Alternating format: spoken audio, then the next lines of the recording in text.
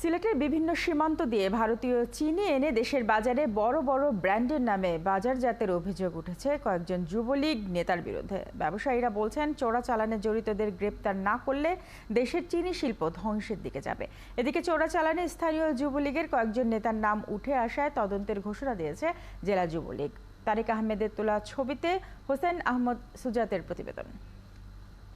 এখন জন্ম সনদ দিয়ে খোলো বিকাশ স্টুডেন্ট অ্যাকাউন্ট। নিজের বিকাশ নিজে কর।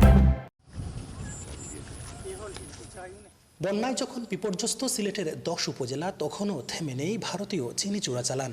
কোম্পানিগঞ্জ, জৈন্তাপুর, কানাইঘাটের সীমান্ত দিয়ে মাথায় বস্তা নিয়ে সারি বেঁধে ভারত থেকে এভাবেই চিনি নিয়ে আসছে চোরা কারবারিরা। কোথাও আবার সীমান্ত পেরুতে ব্যবহার হয় পানি নিষ্কাশনের সুড়ঙ্গ। সীমান্ত থেকে ট্রাকে করে এই চিনি চলে যায় বিভিন্ন জায়গার গোপন গুদামে। সেখানে নামি দামি ব্র্যান্ডের বস্তায় ভরে চালান করা হয় বাজারে ক্রেতার কাছে। এভাবেই ক্ষতিগ্রস্ত হচ্ছে দেশের চিনি শিল্প। শুধু তো সিলেট দিয়ে চিনি আসে না, সমস্ত বাংলাদেশের বিভিন্ন বর্ডার দিয়ে চিনি আসতেছে। আমরা কিন্তু সিলেট বলে কিন্তু সবাই চিৎকার করতেছে, সিলেটি দিয়ে আসতেছে, সিলেটি দিয়ে আসতেছে। হ্যাঁ, সিলেটের প্রশাসন শক্ত আছে দেখেই কিন্তু এতগুলো চিনি আপনি ধরতে পেরেছেন। আমরা তো কখনো টিভিতে অন্য কোনো জেলার চিনি আসা নিয়ে আমরা কোনো নিউজ দেখিনি।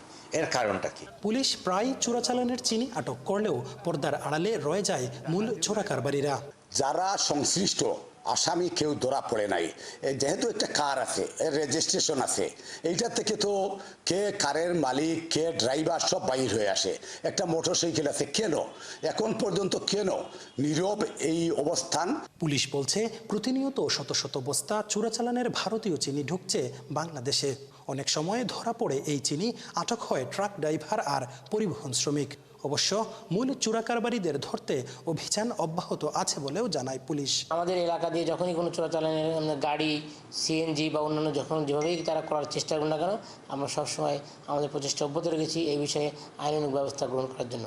চলতি মাসের প্রথম সপ্তাহে সিলেটের জালালাবাদ এলাকা থেকে চিনি বস্তাভর্তি 14টি ট্রাক আটক করে পুলিশ।